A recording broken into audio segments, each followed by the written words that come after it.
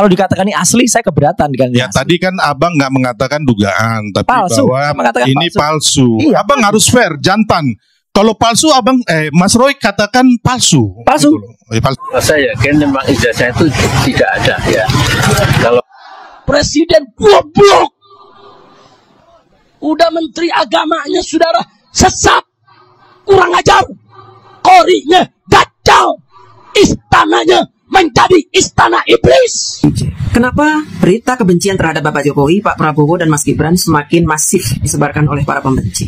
Sebelum kita membahas itu, saya ingin bercerita tentang masa dulu, di tahun 1832, ketika bangsa Yaman berbondong-bondong datang ke tanah air untuk bekerja di perusahaan Belanda bernama VOC. Mereka imigran datang ke Indonesia.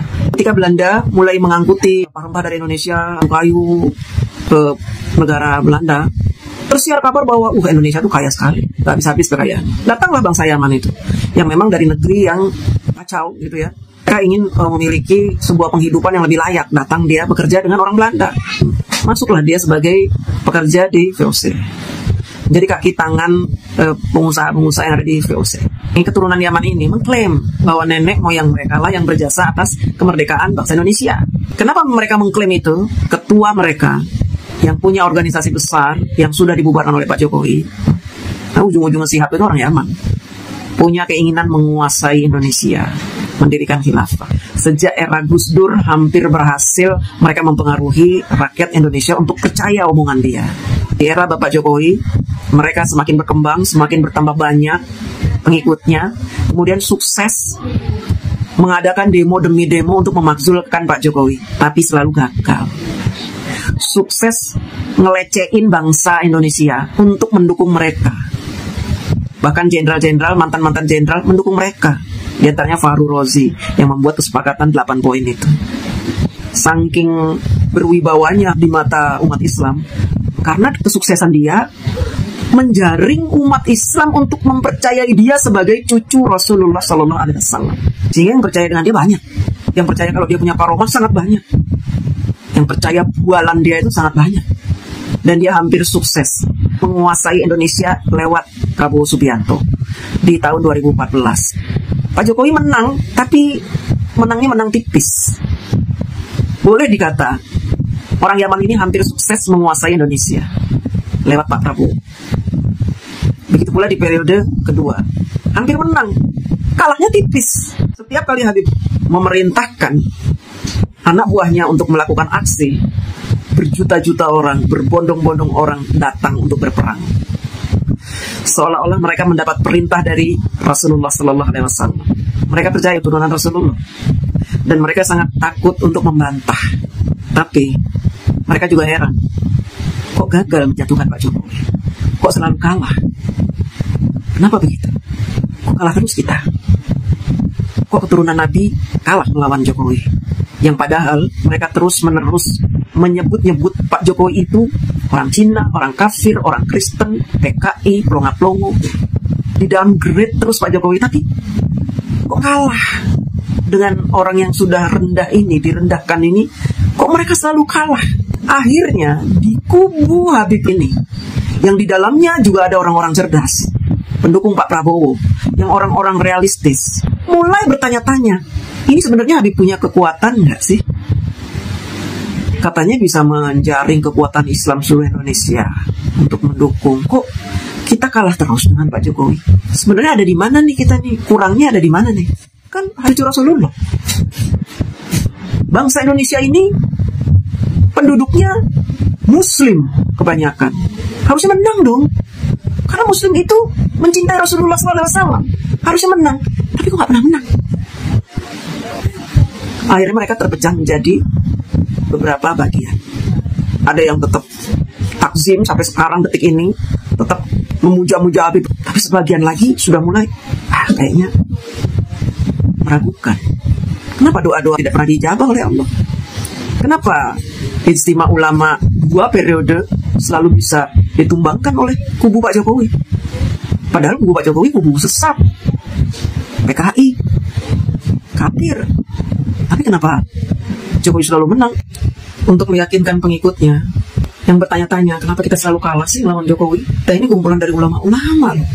Tapi kok rakyat Indonesia nggak dukung kita ya? Yang Islam-Islam itu.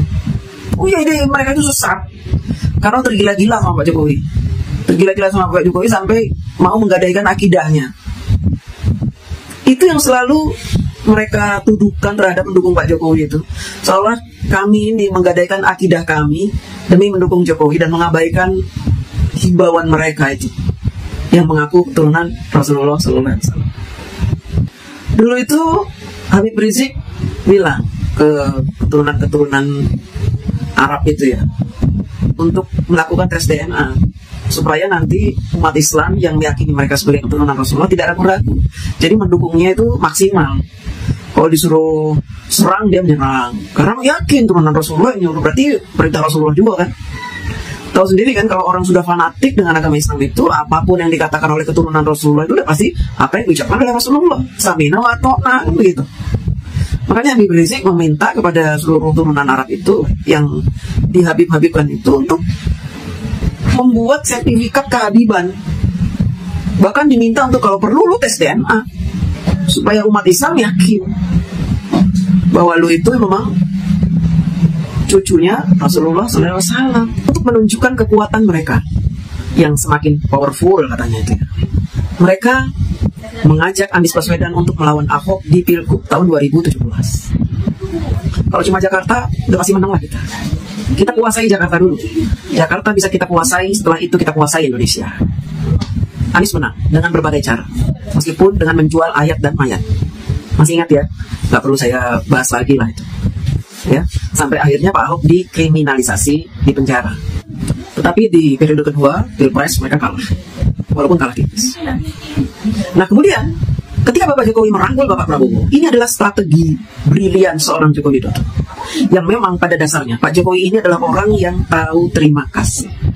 Dan Pak Jokowi juga mengetahui posisi organisasi Islam ini di Indonesia seperti apa. Bahkan Pak Jokowi tahu bahwa mereka punya kekuatan di luar negeri, di beberapa negara. Punya hacker-hacker, ahli-ahli IT yang disebar di beberapa negara untuk menyebarkan berita-berita kebencian.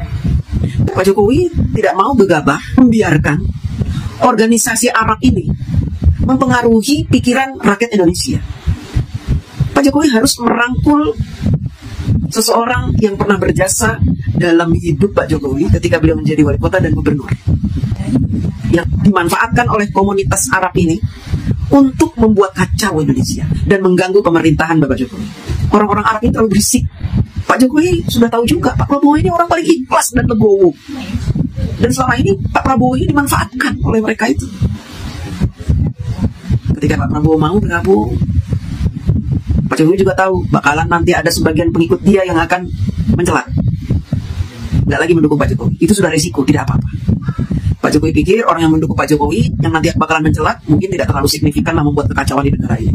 Pak Jokowi pikir begitu.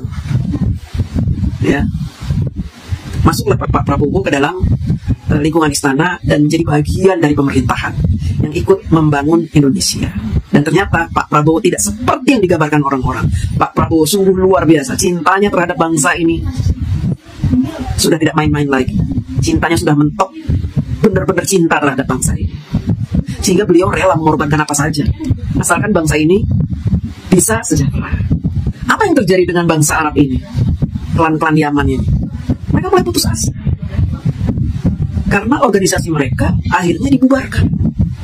Yang pertama HTI, kemudian FPI dibubarkan. Putus asa. Setelah HTI dan FPI dibubarkan, anggota-anggotanya banyak yang insaf. Mereka akhirnya kocar-kacir. Sebagian insaf, sebagian masih ngotot, dendam. Dendamnya kepada siapa? Pak Prabowo? Tidak, dendamnya kepada Bapak Jokowi. Makanya mereka selalu ingin memecah belah antara Pak Jokowi dengan Pak Prabowo dengan isu-isu itu. Jadi kalau ada isu adu domba itu pasti dari klannya orang Yaman. Ambisi mereka untuk menguasai Indonesia ini sudah hampir menurun. Organisasinya sudah dibubarkan, kekuatan juga sudah melemah. Tapi semangat untuk membalas dendam masih terus membara. Akhirnya apa? Mereka menggunakan orang-orang yang sakit hati anti terhadap Bapak Jokowi untuk bergabung dan sama-sama berjuang merebut kembali kekuatan agar mereka bisa mempengaruhi rakyat Indonesia untuk mendukung mereka. Saat ini, rakyat Indonesia ini sebenarnya terpecah menjadi 4. Pendukung Arab, orang Yaman, kemudian pendukung PDIP, pendukung Pak Jokowi dan pemerintahan yang sah, dan yang keempat, orang yang ngaku-ngaku netral.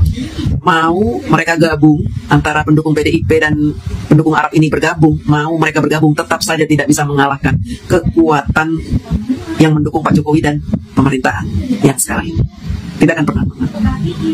Sehingga mereka lebih memperkuat yang namanya isu dan fitnah.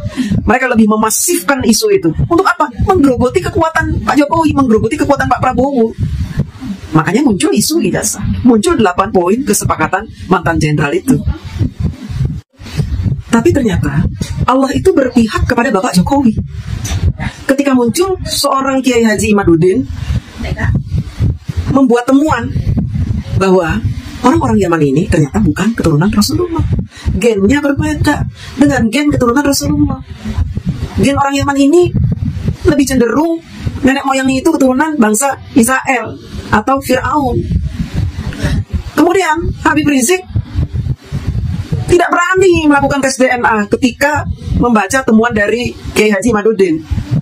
Habib Rizik juga mulai meragukan dirinya sendiri sebagai keturunan Rasulullah, meragukan teman-teman yang Arab itu sebagai keturunan Rasulullah. Akhirnya mereka mengharamkan tes DNA. Kenapa keluar fatwa keharaman tes DNA ini? Karena itu satu-satunya cara untuk menjaring kekuatan umat Islam di Nusantara ini. Kalau mereka ketahuan bukan keturunan Rasulullah, bubar yang mendukung mereka. Bubar jalan, mereka gak akan punya kekuatan apa-apa lagi. Dan mereka bisa didakwa sebagai pemalsu nasab. Habislah mereka. Habis pendukungnya pada lari, makin kocar kacir, makin berantakan. Inilah yang membuat mereka semakin putus asa. Keputusasaan ini menyebabkan mereka menghalalkan segala cara untuk menjatuhkan Pak Jokowi dan Pak Prabowo.